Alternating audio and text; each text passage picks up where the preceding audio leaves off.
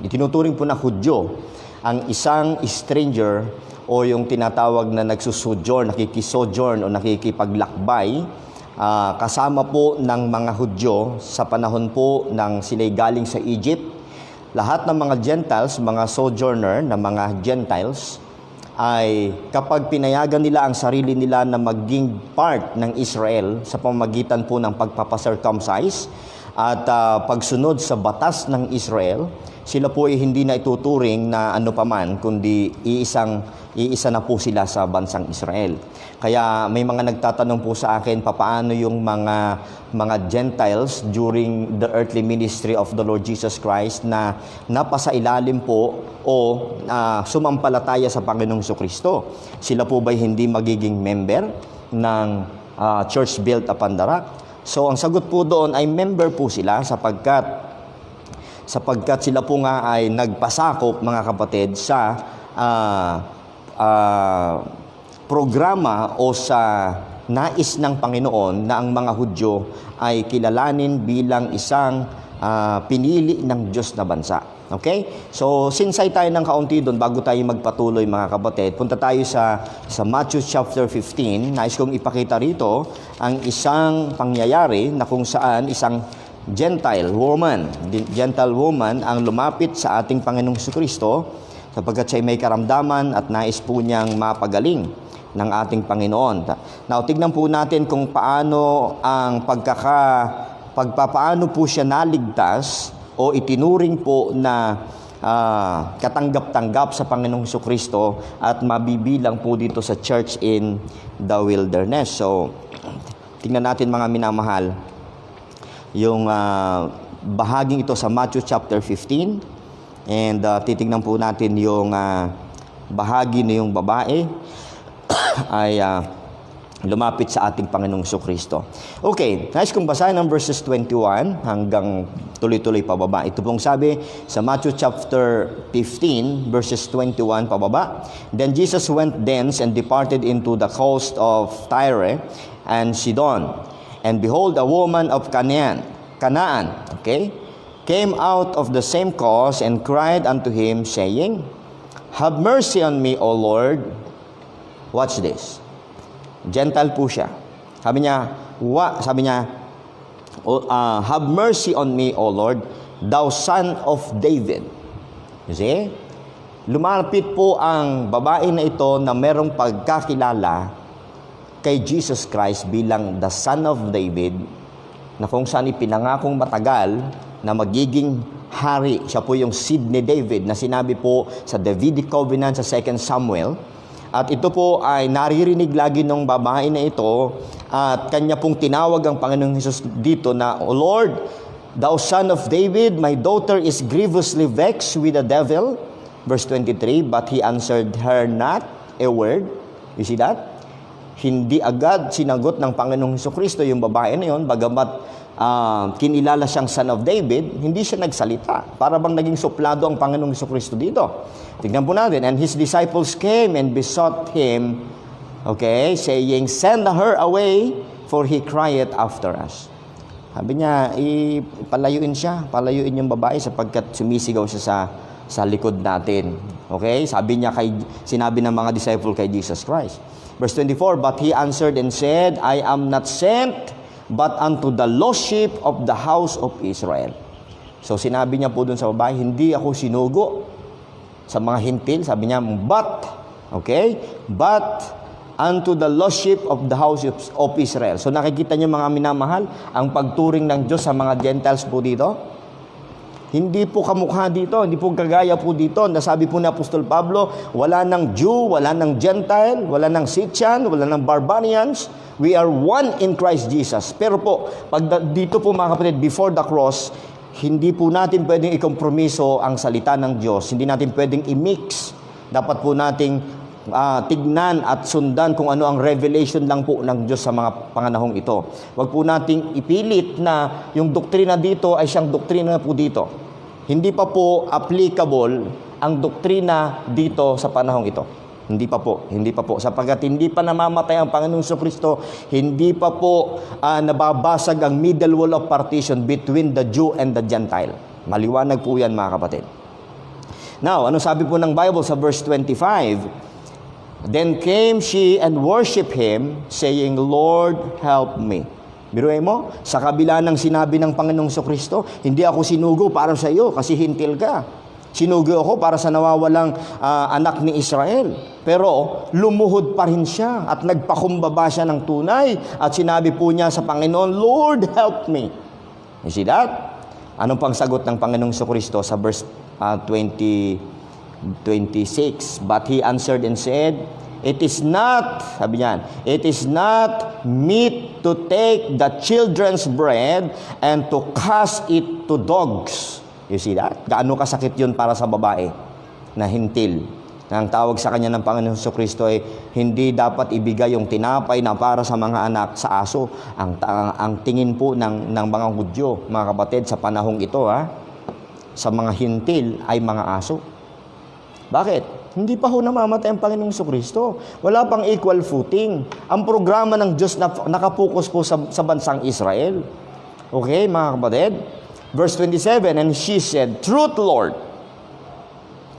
Truth, Lord. Yes, totoo, Panginoon. Yet, the dogs eat of the crumbs which fall from the master's table.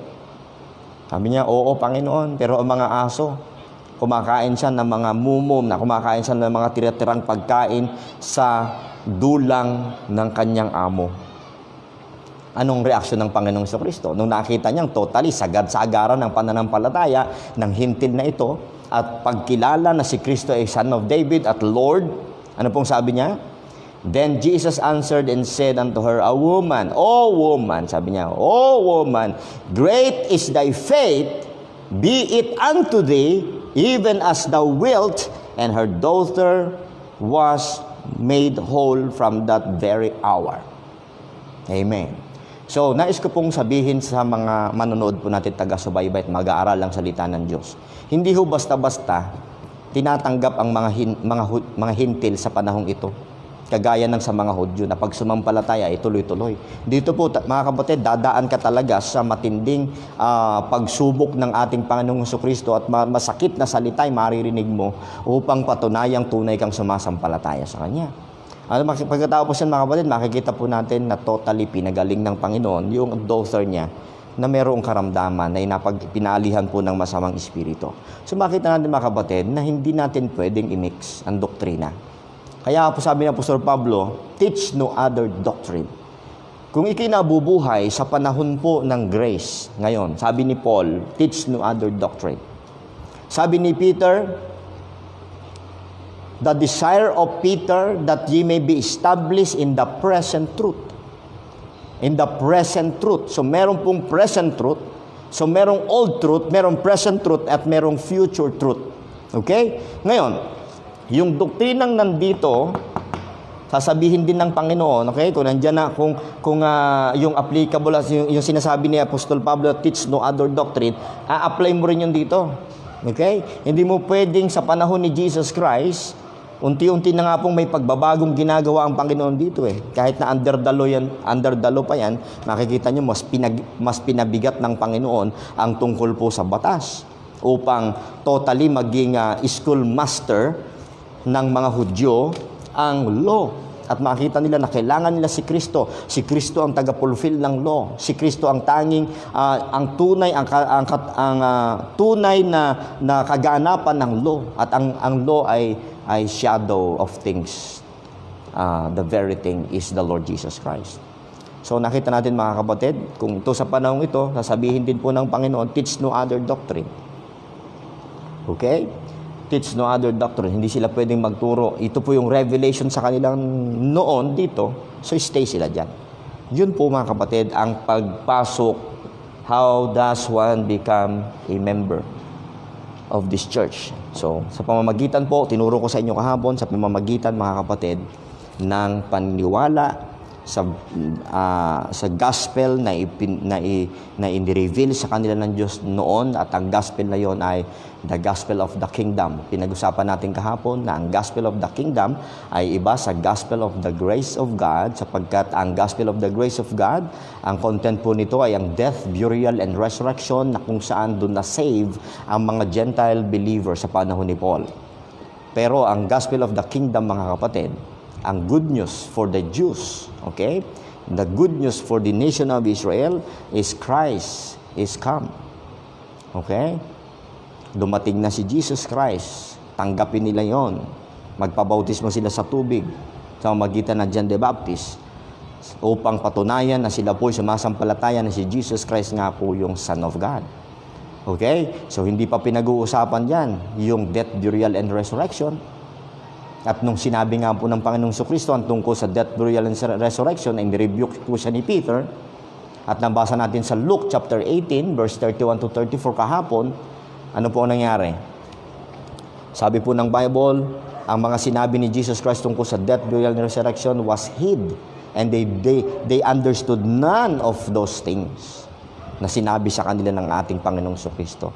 So mga kapatid, hindi po gospel ang death, burial, and resurrection sa panahon ng mga apostles. Okay? So, maliwanag po yan. Hindi pa ho yan pwede maging gospel, hindi pa namamatay ang ating Panginoong Jesucristo. Sapat na po na sila po ay ituring na anak ng Diyos. John 1:12, sa panahong iyon, sabi diyan, sabi po doon, He came unto His own, and His own received Him not. But as many as receive Him, yung verse 11 po, mga Jewish people. Sabi niyan, but as many as receive Him. Sino mang tumanggap sa Kanya na siya na nga po yung Messias, to them gave He power to become the sons of God. Kaya lang, ang kaibahan pa rin nun, yung John 1:12, ang kaibahan pa rin po nun, sa panahon po ng grace period, pag sumampalataya ka kay Jesus Christ sa kanyang death, burial, and resurrection, may selyo ka agad ng Banal na Espiritu. Papasok agad ang Banal na Espiritu at magkakaroon ka ng tatak, at magkakaroon ka ng eternal security. Okay? Hindi ka mukha dito before the cross and after the rapture. Dito po mga kapatid, wala pong sealing of the Holy Spirit. Kaya pag-uusapan po natin, ano ang consequences kapag wala kang seal of the Holy Spirit? Meron ka bang eternal security? Pag-uusapan po natin yan. Because ang sealing of the Holy Spirit ay exclusive for the body of Christ. Ang sealing of the Holy Spirit at indwelling of the Holy Spirit ay exclusively for the church age. Okay? Kung may nakita po kayo sa Bible na merong eternal security or sealing of the Holy Spirit sa Old Testament at maging dito sa tribulation period, tell me, give the verse to me. Amen. Okay? Kaya nga sabi ko sa inyo, very special ang age natin ngayon. Very, very special ang dispensation of grace. Okay? Sapagkat, sabi ko nga sa inyo mga kapatid, ang ating pong tirahan sa langit. Ang mga Hudyo, mga kapatid, ang tirahan po nila ay sa New Jerusalem. At ang mga Gentiles na saved in the future, ang kanilang tirahan ay New Earth. Okay? Tatlo po yan, di ba? Sa Revelation, New Heaven, New Jerusalem, and New Earth. Ang tao po ay Jew, Gentiles, and the Church of God. Okay? Yung tatlo na yun may pupuntahan in the future at hindi ho sila mix. Okay?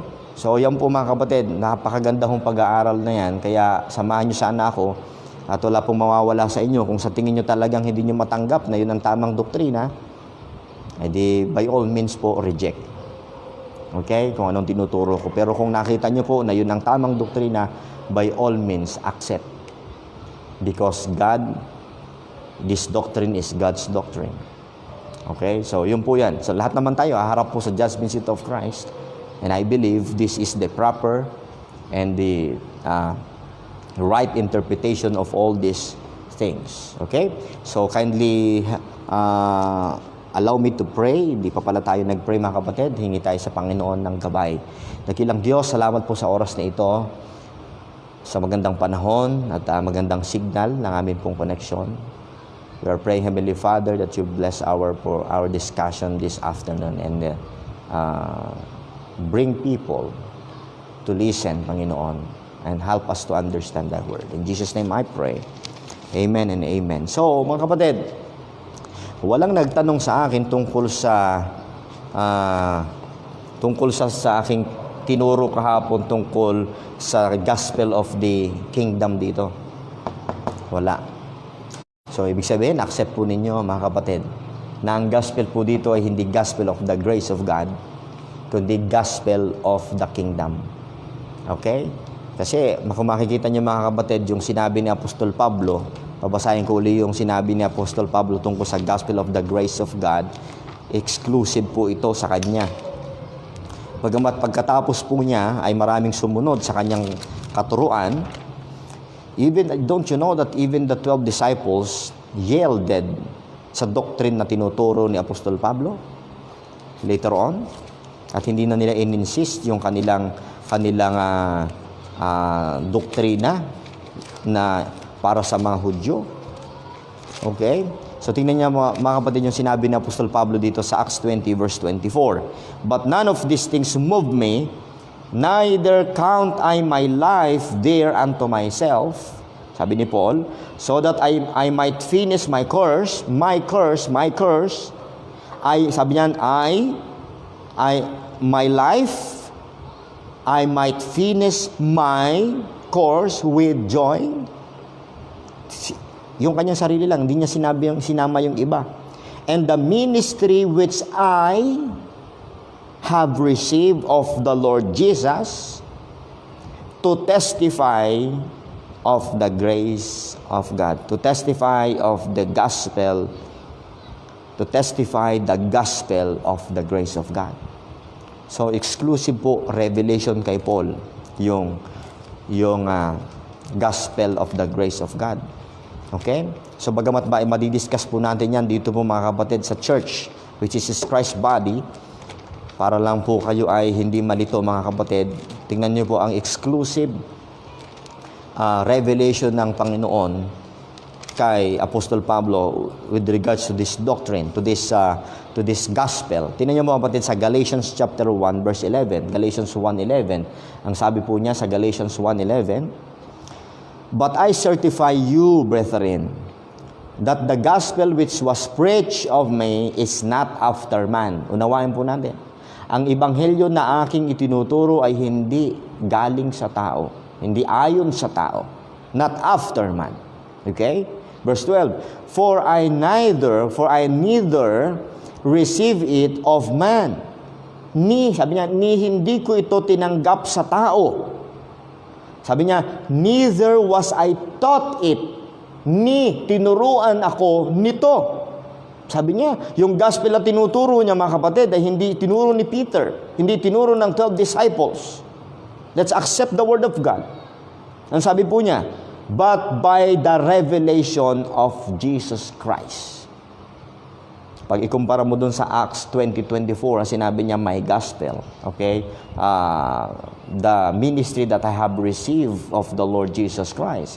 Ibig sabihin, special revelation of the Lord Jesus Christ sa kanya yan. Okay? So, kailan po naging power of God yung cross? Kailan? Ayaw nga po ng mga disciples, ang 12 disciples, yung cross stumbling block sa kanila yung cross. For the preaching of the cross is what?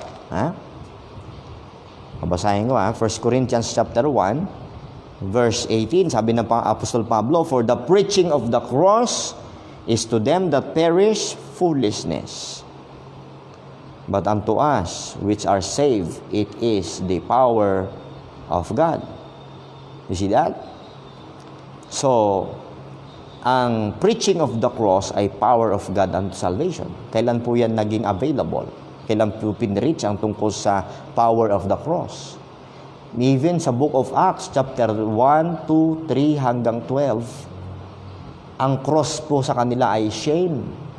Ang cross po, mga kapatid, sa mga Hudyo, kasi most of the time, Hudyo ang kausap po sa Acts chapter 1 hanggang 12, sa pangunguna po ng 12 disciples. Okay? Ang cross po, pag pag-aaralan nyo, ang kinikilala lang po ng mga Hudyo na good news sa kanila ay yung resurrection. Okay?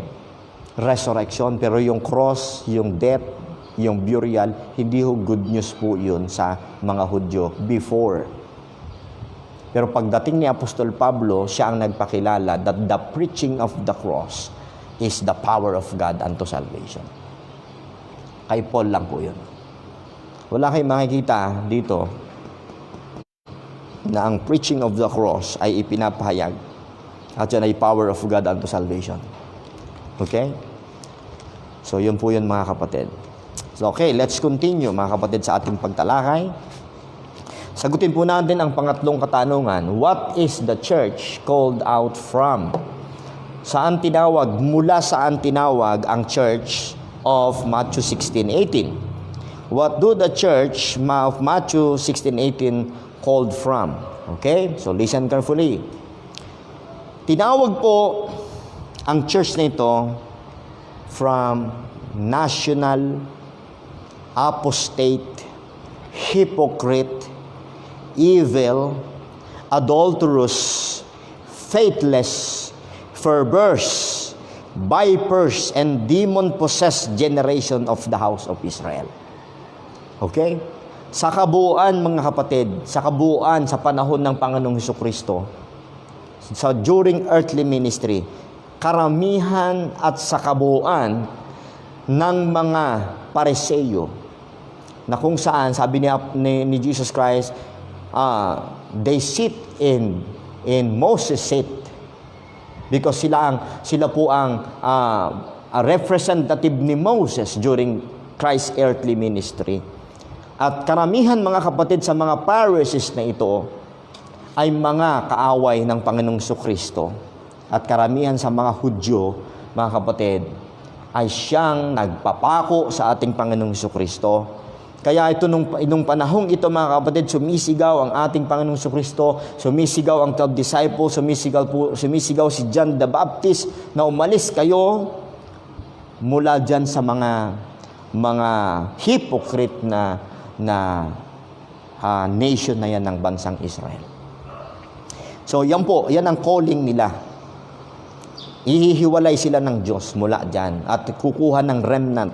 Yung lahat ng sasampalataya kay Jesus Christ, sila po yung mga member, mga kapatid, ng Church of Matthew 16:18. Okay? So ito pong sinasabi mga kapatid sa Matthew chapter 3:7. But when he saw many of the Pharisees and Sadducees came to his baptism, si John the Baptist ang tinutukoy dito, no? He said unto them, O generation of vipers, who hath warned you to flee from the wrath to come? You see that? Alam nyo, ang nakita ko pong Pariseo na sumampalataya sa ating Panginoong Kristo ay walang iba kundi si Nicodemo. Okay? Isa siyang Pariseo, si Nicodemo, mga kapatid. At marami pang mga tinala na ang pinangalanan lang ng mga Pariseyong sumasampalataya ay si Nicodemo. Pero may iba pang mga Pariseyong kumikilala kay Jesus Christ. But hindi nila ma-confess si Jesus Christ sapagkat papalayasin sila sa temple. Pero sumasampalataya sila. So, yan po. Diyan po tinawag mga kapatid. Ang church na ito. Okay? Kung ang church in the wilderness ay tinawag from Egypt, okay? Ito pong church of Matthew 16:18 ay tinawag mula mismo sa bansang Israel na kung saan ay apostate na. Hypocrite, sabi ng Bible. Evil, adulterous, faithless, perverse, vipers, and demon-possessed. Okay? Generation of the house of Israel. Yun ang preaching po ni John the Baptist kanina. Si Jesus Christ naman, ito ang kanyang preaching. Matthew chapter 12, verse 39. Okay? Matthew 12, verse 39. Sabi po ng Panginoong Jesucristo, But he answered and said unto them, An evil and adulterous generation seeketh after a sign, and there shall no sign be given to it but the sign of the prophet Jonah. You see that? Ang mga Hudyo always seeketh for a sign. Okay? Sign, wonders, and miracles. At lagi silang humihingi ng sign. Sabi ng Panginoong Jesucristo, evil and adulterous generation seeketh after a sign. You see? Kaya makikita natin dito mga kapatid, kailangan kunin ng Panginoong Jesucristo yung mga tunay na sumasampalataya sa Kanya at siyang candidates for millennial kingdom. Kaya at hand, kingdom at hand, ang preaching po nila dyan. Sa Matthew chapter 23 verse 13, okay, sabi ng ating Panginoong Jesucristo, alam niyo itong buong chapter na ito na Matthew 23 ay talagang sinabon ng ating Panginoong Jesucristo itong mga Pariseyos na ito at saka itong mga Sadducees na ito, mga kapatid, na kayo pong sumampalataya sa ating Panginoong Kristo. Anong sabi mga kapatid sa Matthew 23 verse 13? But woe unto you, scribes and Pharisees, hypocrites. You see that? For ye shut up the kingdom of heaven against men. Sinasaraduhan ninyo ang pintuan ng ng kaharian ng langit. Itong millennial kingdom. Okay, merong mga gustong sumampalataya kay Jesus Christ na siya yung Son of God, pero guguyuhin, i-intimidate at sasabihin ng mga Pariseo, hindi yan. Demon, yang si Jesus Christ, lunatic yan.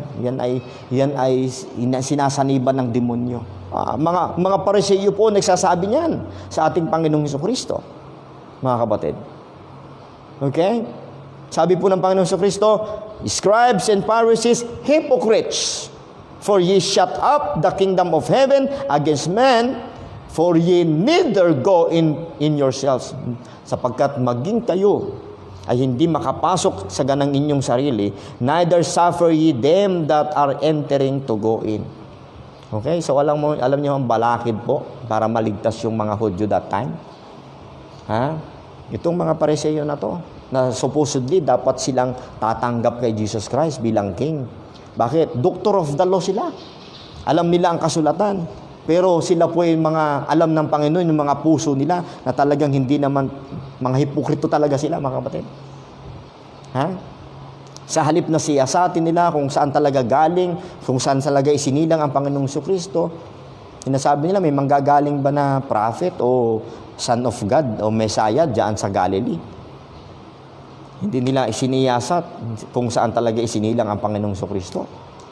Okay? Ganon sila kabilis mag-judge. Okay? Nag-judge agad sila kasi si Jesus Christ ay anak lang ng karpintero.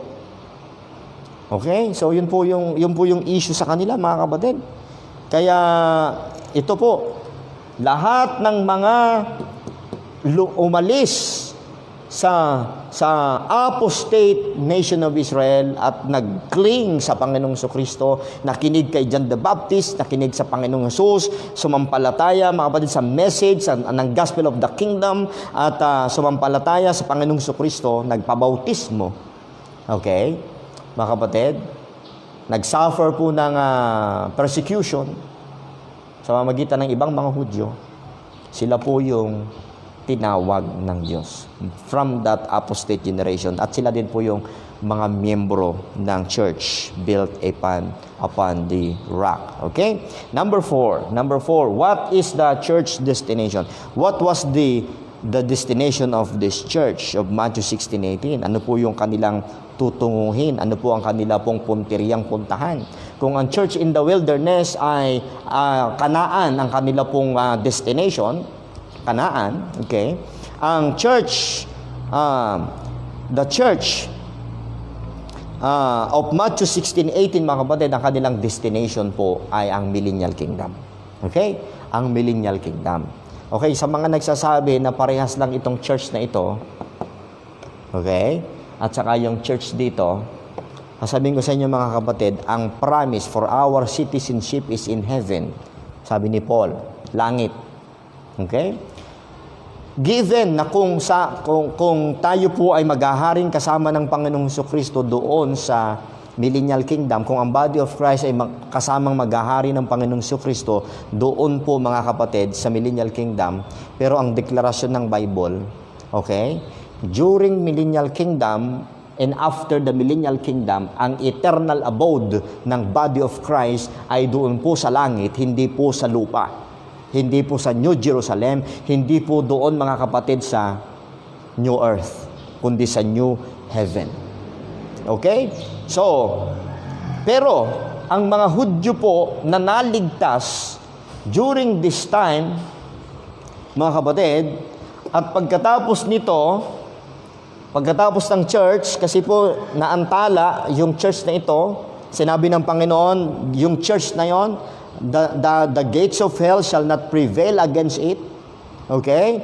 Sila po ay magre-resurrect, yung iba ay nag-resurrect na, at yung iba po ay magre-resurrect pa lang dito, mga kapatid, before the millennial kingdom, magre-resurrect pa lang. Okay? Sila po, mga kapatid, ang kanilang destination ay dito sa millennial kingdom. Ang mga Hudyo po, sila yung mga Hudyo.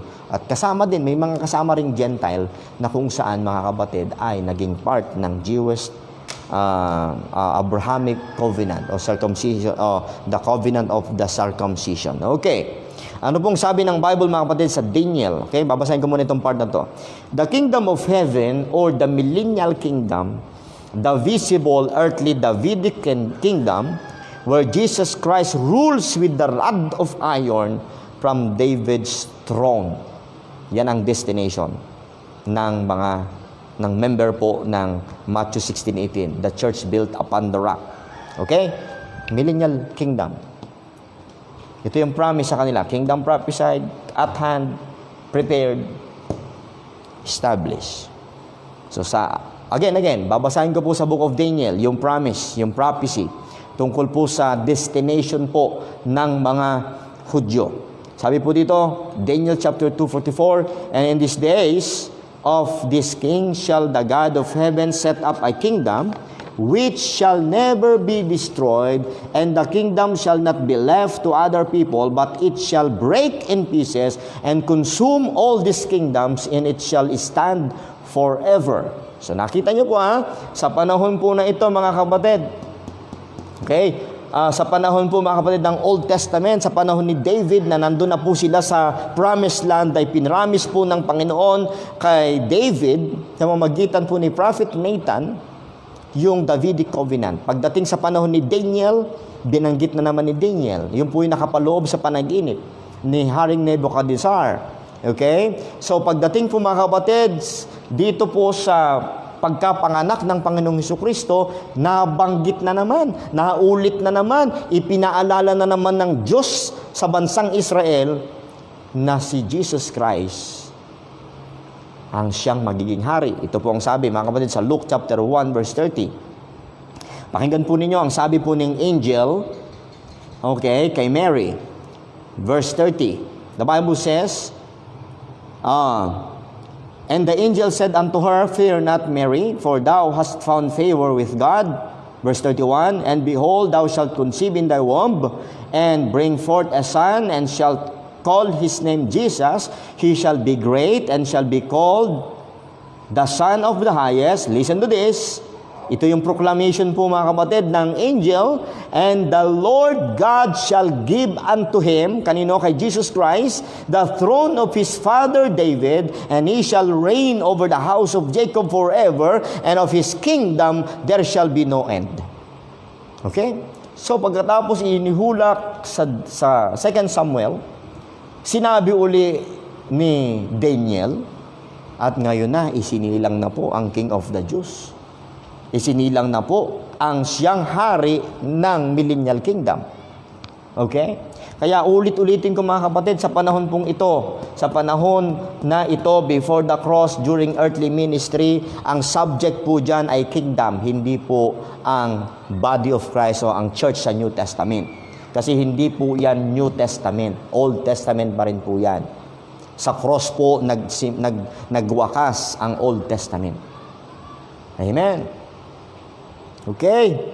So, ano pong sabi ng mga kapatid sa Matthew chapter 19 verse 27? Tingnan nyo po yung sabi ni Jesus Christ mismo sa mga alagad. Kasi itong si Peter, nagtatanong sa Panginoon, Panginoon, saan kami pupunta? Iniwanan namin ng lahat para sa iyo. Sumunod kami sa iyo, mangingisda kami, umalis kami, yung pamilya namin, iniwanan namin, sumunod kami sa iyo, Panginoon. Ano ang aming mapapala dito? Ano ang aming destination? So yun ang pinag-uusapan natin, the destination, mga kapatid, of this church. Anong sabi ng Panginoong Hesukristo? Matthew 19:27. Okay? Hanggang 29. Listen to this. Sabi ng Bible, then answered Peter and said unto him, Behold, we have forsaken all and followed thee. What shall we have therefore? Parang naniningil na po si Peter. Ang binabasa ko sa Matthew 19:27, mga kapatid. Panginoon, iniwanan namin ng lahat. Ano naman ang sa amin? Ano naman ang mapapala namin? Sabi niya. Okay? Now, Again, bibigyan ko po kayo ng warning. Yung sasabihin ni Jesus Christ dito, walang ibang meaning kundi yun. Huwag niyo pong dadagdagan ng ibang meaning yung sinabi ni Jesus Christ dito. Bakit? Mamamali po kayo ng doktrina. Tingnan niyo po literally, atin paniniwalaan kung anong sabi ni Jesus Christ. Anong sagot niya kay Peter sa verse 28? And Jesus said unto them, okay? Si Peter ang nagtatanong, pero sinagot niya yung iba, yung 12 disciples. Anong sabi niya sa verse 28? And Jesus said unto them, Verily I say unto you, that ye which have followed me in the regeneration, when the Son of Man shall sit in the glory, at the throne of His glory. So, ang tinutukoy ni Jesus Christ, yung kanyang upuan, yung kanyang throne, walang iba kundi po ang millennial kingdom, mga kapatid. Ito po ang pangako niya, ang destination po ng lahat ng member ng church built upon the rock. Ang sabi po niya, mga kapatid, sabi po niya, ye also shall sit upon 12 thrones. Ang tinutukoy niya yung 12 disciples. Okay? Ye shall sit upon 12 thrones. Mga kapatid, remember si Judas nandyan pa. Pero, hindi niyo ba alam, mga kapatid? Bagamat sinasabi ng Panginoong Jesucristo dito na kayo uupo, kayong 12 doon sa 12 thrones doon. Kasama ko kayong uupo doon sa millennial kingdom. Pero, may tinutukoy siya nung isa na si Judas. Pero alam niyo ho ba? Hindi po alam pa, wala pang revelation na mapapalitan siya ni Matthias. Okay? Pero ang kausap niya yung 12 disciples. Pero nakikita niyo dito, mga kapatid, na ang 12 disciples nalagas yung isa. Okay? Pero anong promise ng Panginoong Hesus? Uupo. Uupo. So yung 12 disciples ito, How about yung iba? Pero mamaya yun, tuloy natin yung verse. Anong gagawin ng 12 disciples during millennial kingdom? Judging the 12 tribes of Israel. Kayo ang mag-judge sa 12 tribes of Israel. You see that? Nakita niyo po yung destination ng 12 disciples? Okay? Now, sabi sa verse 29, ito naman, iba naman ito. Ang pinag-uusapan naman dito, yung lahat ng nakinig sa mga preaching ng 12 disciples ni Jesus Christ at ni John the Baptist. Sa verse 29, ang sabi ng Bible, and everyone that hath forsaken houses. Lahat ng ibang mga disciples na iniwan ang kanilang houses, or brethren, iniwan ang kanilang mga kapatid sa laman, or sisters, or fathers, or mother, or wife, don't you know, na kapag iniwan mo ang lahat dito, pati asawa mo, mga anak mo, or children, or lands, for my name's sake, sa panahong ito, mga kapatid, commendable sa Panginoon kung iiwanan mo ang iyong family para lang sumunod sa Panginoong Jesucristo. Naalala ko tuloy, nung ako po ay nais magpumasok ng Bible School noon, ang pangarap sa akin ng kapatid ko, maging engineer ako. Pag-aaralin niya ako. Pero nalungkot siya bigla nung ako po ay nag-decide na kapatid na magpumasok ng Bible School, sapagkat ang verse na hawak ko ito. Kalimutan mo yung pangarap mo, kalimutan mo yung pamilya mo. At meron pa, mga kapatid, may mga kakilala pa ako, may trabaho, mayroong anak na bagong silang. Dahil sa verse na ito, iniwan nila yung trabaho nila, iniwan nila yung family nila, at umaasa sa support ng church. Okay? So, ito po yung verse nila. Kasi sa kanila, literally, pag iwanan mo yung wife mo, iwanan mo yung children mo, iwanan mo yung lands mo, for my name's sake, sabi ng Panginoong Jesucristo, shall receive 100-fold, yan yung gantimpala nila, and shall inherit everlasting life. May na-notice ho ba kayo?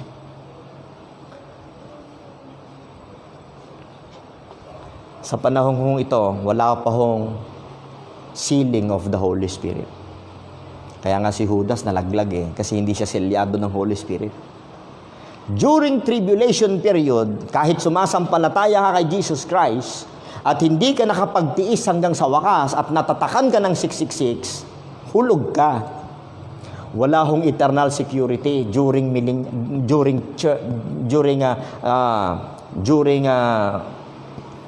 tribulation period. Patutunayan po natin yan sa mga verses. Tingnan niyo po yung sinabi mismo ng Panginoong Jesucristo. Ang pagpunta, ang pagkakaroon ng everlasting life during this time, and during this time, mga kapatid, I promise, not, okay, ulitin ko ha, ang pagkakaroon ng everlasting life dito, at saka po dito, mga kapatid, ay isang future promise. Hindi kamukha sa panahong ito, ang everlasting life, ang eternal life, ay present possession. Amen? So, wag natin i-mix po yun. So, pansinin nyo mabuti dito mga kapatid. Ito po, by faith ang kaligtasan, pero ang faith nila, okay, ang faith nila doon mismo sa utos ng Panginoon. Ano ibig sabihin mo, pastor? Maraming tanungin nyo ako. Ano ibig sabihin mo, pastor? By faith, tapos ganon? Ito, ang utos ng Diyos, halimbawa, ang utos ng Diyos, mga kapatid, kay Noah, okay, ay mag-build ng ark. At may faith si Noah, anong gagawin ni Noah?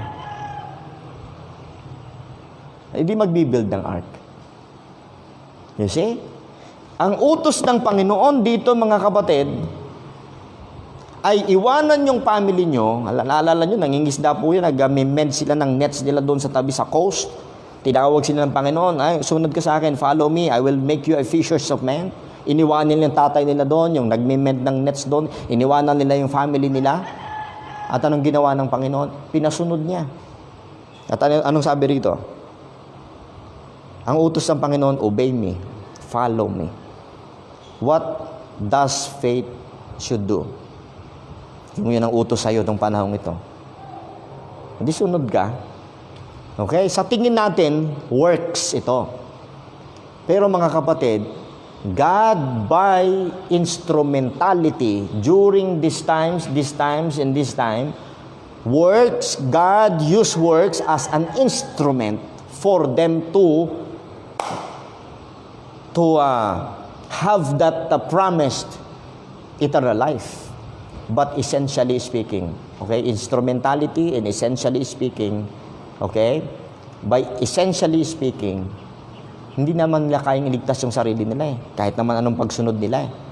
Deklarado ng Bible yun, hindi naman nakapagliligtas, hindi naman po nakakapag-alis ng kasalanan ang pagsunod sa batas. Maliwanag po yun. But God allowed it before. By instrumentality, God require a work, God require an obedient doon sa kanyang specific command. Okay? So, ganyan po nagkakaroon ng eternal life or everlasting life ang mga tao nun. But God is the one na siyang magliligtas sa kanila. Ang Diyos ang magko-qualified, ang Diyos ang magtitimbang, tama ba yung faith mo? Kasi kung may faith ka, susundin mo to.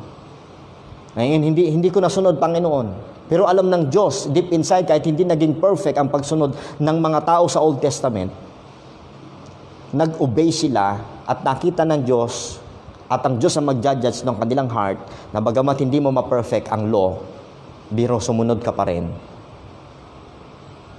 Yung ginawa ni Jesus Christ ng aking anak, yung blood ng aking anak, it will reckon unto you. You see that?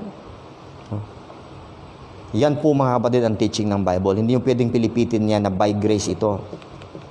Itong verse na ito. Ito po ang pag-inherit ng eternal life dito ay meron po mga kapatid demand ang Panginoon. In order for you to inherit that eternal life, you must obey this, obey this, obey this.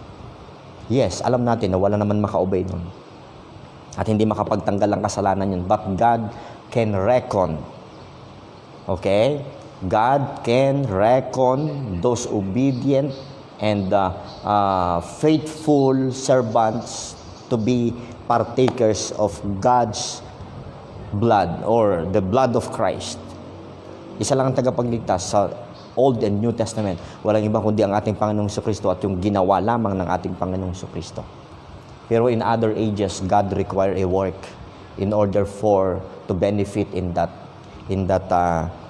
sacrificial work of the Lord Jesus Christ. Okay? Kaya nga po sa Old Testament, hindi sila nakarating ng langit eh.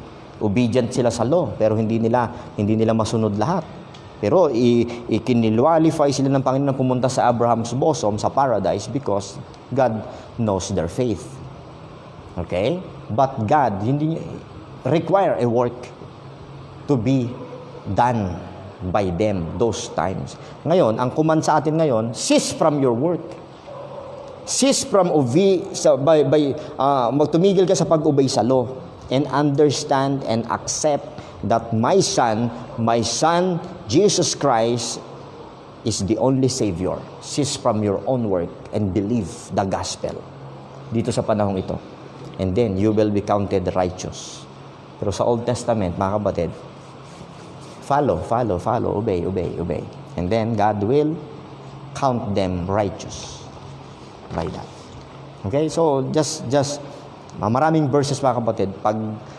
Kapag nabuklat natin yung mga verses na yun, napakadami ko pong nakita ng mga pastor na nagtuturo po ng eternal security, na kahit yung verse mismo na nagsasabi, kagaya po ng binasa natin ngayon, sa Matthew chapter 19, kahit yung verse na yun mismo, pipilipitin yung sasabihin, hindi, by grace yan, ang ibig sabihin ni Jesus Christ dyan ay ganito. Hindi nga yung liwanag, sabi dito, and everyone that hath forsaken houses. Di ba work yan? Ang sino mang iiwanan ng kanilang mga tahanan, ulitin ko and everyone that hath forsaken houses, or brethren, or sister, or father, or mother, or wife, or children, or lands, for my name's sake shall receive 100-fold, and shall inherit everlasting life. It shall inherit everlasting life. Kung ginawa mo yung mga yon. Yun ang bunga ng faith nila. Doon mo patunayan ng may faith ka sa Panginoon. At yung faith ang nagliligtas, hindi yung work nila. But God required it that time. Okay? Yan po yun, mga kapatid. Kaya pagdating sa tribulation period, pag hindi ka talaga nag-taste dyan hanggang sa wakas, you have to show your faith na totoo sa Panginoon. Okay? Hindi ko alam kung napag-aralan nyo na po yung faith of Christ. During this time, ang nagliligtas talaga, ang nagsisecure, ang nagsisild sa atin upang manatili tayong ligtas at magkaroon tayo ng eternal security, yung faith of Christ. Tingnan yung King James Bible ninyo. Pag-aralan nyo ang faith of Christ. Okay? Dito po sa panahong ito, mga kapatid, ito, faith of Christ, righteousness of Christ, and righteousness of God. Dito po, faith of man, righteousness of man, faith of man. Okay? Yan po yun. So, mga kapatid. So, 6:00 na sa akin pong relo. Pero akin pong babasahin pa, ituturo ko pa ang isa pang bahagi. Number 5, what is nakita natin ang destination po, no? I-recap natin ng kaunti. Again, ang destination po ng Church Built Upon the Rock, Millennial Kingdom, mga kapatid. Okay? Now, number 5, what are the purposes of this church? What are the purposes of this church? The church of Matthew 16:18. Anong mga purposes? Bakit sila tinawag ng Panginoon? Okay, number 1. To confirm the promises made unto the Jewish patriarchs. Kung kayo po'y nandyan ngayong hapon at may Biblia kayo, pasuyo po, para makita nyo po ng inyong mga mata mismo na ang ating Panginoong Hesukristo during earthly ministry ay hindi nagtatayo ng Baptist Church. O hindi siya nagtatayo ng anumang denominasyon. Okay? Minister si Jesus Christ for the Jews during earthly ministry. You see? Tingnan niyo po, Romans 15:8. Anong purpose ng church na to? Number 1, to confirm the promises made unto the Jewish patriarchs. Babasahin ko po, Romans 15:8. Anong sabi ni Apostol Pablo? Now I say that Jesus Christ was a minister of the circumcision. Jew ang tinutukoy, Israelites ang tinutukoy, Hebrew people ang tinutukoy, for the truth of God to confirm the promises made unto the fathers. Exclusive ang ministry ni Jesus Christ during earthly ministry is all about fulfilling the promises made unto the fathers, made unto the patriarchs concerning the Davidic kingdom, concerning the Abrahamic kingdom, Abrahamic covenant, mga minamahal. Okay? So, hindi po siya nagtatayo ng relihiyon sa panahon po na iyon. Hindi siya nagtatayo ng anumang denominasyon. Okay, mga kapatid? Malinaw po sa inyo? Ulitin ko, ano po? Now I say that Jesus Christ was a minister. Si Kristo daw ay isang ministro sa mga Hudyo. Okay? For the truth of God to confirm the promises made unto the fathers. Napakalinaw po, mga kapatid. Ano po yung promise na yon? Exodus 19:5. Now therefore, sabi ng Panginoon, alalahanin natin, balikan natin kung ano yung promises na yon sa mga Hudyo. Okay? Exodus 19:5, 6 and verse 6, 19:5 and 6. The Bible says, now therefore, if ye will obey my voice indeed, and keep my covenant, then ye shall be a peculiar treasure unto me, above all people, for all the earth is mine. And ye shall be unto me a kingdom of priests, and an holy nation, Israel. These are the words which thou shalt speak unto the children of Israel. See? Yan po yung covenant, yan yung promises, yun yung pangarap ng Diyos sa bansang Israel.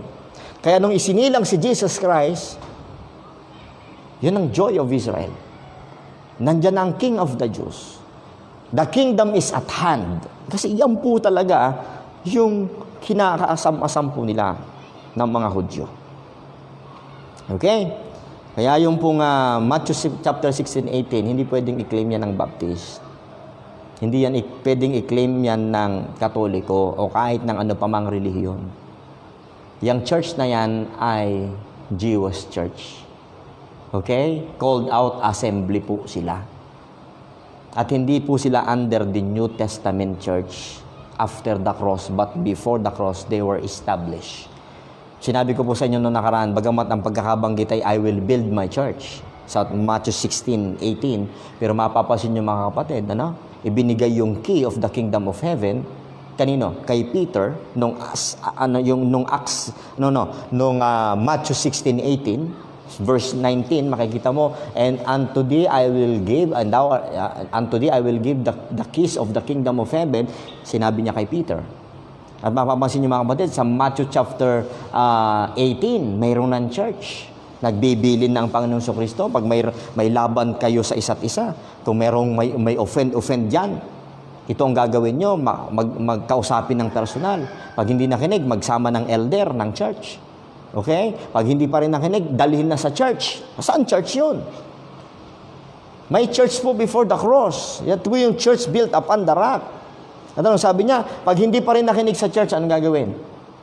Ituring siyang gaya ng isang heathen. At ang heathen po, sa harap ng mga Hudyo, sa perspektibo ng mga Hudyo, ay mga Gentiles. So, nakita niyo po ba yan? Wala pa yung equal footing ng Jew and Gentile dito po. So, sa church na ito, which built upon the rock, mga kapatid, ang superiority, ang supremacy pa rin, ay ang mga Hudyo. Okay? So, yan po yan, mga minamahal.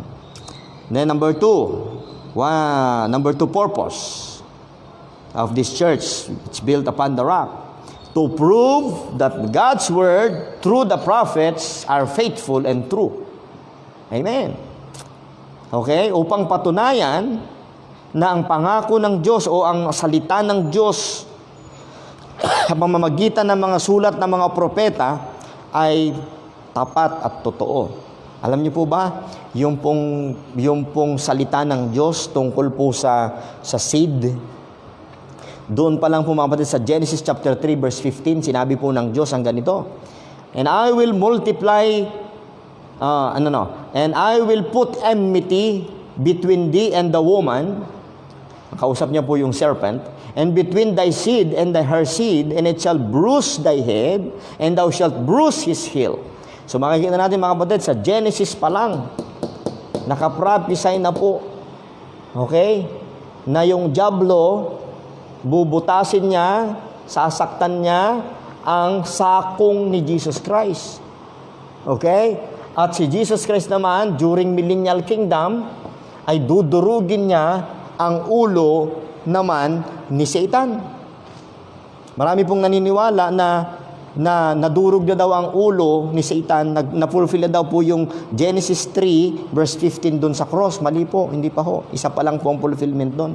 Si Satan pa lang nag-bruise ng heel ni Jesus Christ. Pero si Jesus Christ sa Millennial Kingdom pa niya, totally i-bruise ang head ng serpent. Nasaan ang verse doon? Na hindi pa ho nabubruise ang ulo ni Satan. May nabasa akong libro at ang sabi po doon sa libro na yon ay tapos na daw ang pag-bruise ng head ni Satan sa cross. Hindi po, mali po yun. Okay? Dahil lang po, inaanap ko lang yung verse para mayroon po tayong katunayan. Okay.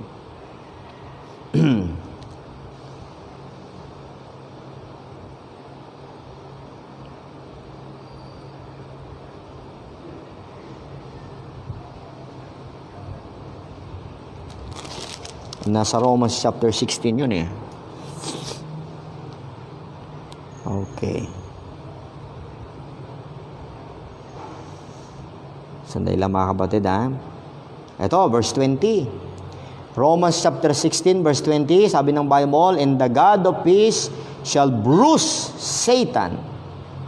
Shall bruise Satan under your feet shortly. See that? So, hindi pa po nabubruise, nadudurog, hindi pa po nadudurog ang ulo ni Satan. Siya pa nga hanggang ngayon, siya pa rin ang prince of this world, si Satan. Okay? Dito pa lang po sa Millennial Kingdom, pag hinuli po siya ng angel at nilagay doon sa bottomless pit, dyan pa lamang po, dyan pa lang makikita, dyan pa lang sa panahon na yan, mag-start yung pag-bruise sa head ni Satan. Okay? So, babasahin ko mga kapatid, ang sinasabi sa 2 Peter chapter 1, verse 19 to 21, the Bible says, nandun to sa part na to prove that God's word is true. Through the prophets are faithful and true. Okay? 2 Peter 1:19 verse 20 to 21. We have also a more sure word of prophecy. Okay.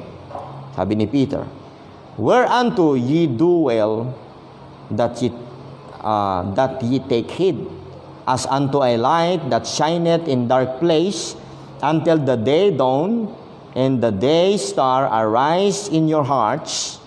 Verse 20. Knowing this first, that no prophecy of the Scripture is of any private interpretation. Yung propesiya. Lahat ng propesiya dito. Okay? Hindi daw siya in private, hindi daw po siya of any private interpretation. Sabi niya ng Bible, verse 21, for the prophecy came not in old time by the will of man, but holy men of God spake as they were moved by the Holy Ghost. Makikita natin mga kapatid, lahat ng propesiya po dito sa Old Testament, sa panahon ng ating Panginoong Hesukristo, sa panahon po ng 12 disciples mga kapatid, sa panahon po ng pagtatayo ng church built upon the rock, maraming mga propesiya mga kapatid dito ang naganap. Kaya masasabi natin mga kapatid, ang isa sa purpose dito ay patunayan po. Okay? Na mali ang understanding po at mali po ang nakikita ng mga Pharisees ng panahon ito.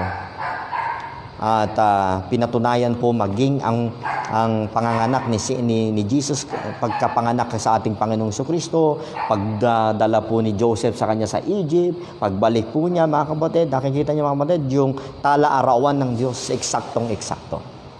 Amen? So, God is so good sa panahong ito mga kapatid, that God prove that His word and the prophecy are faithful and true. Okay?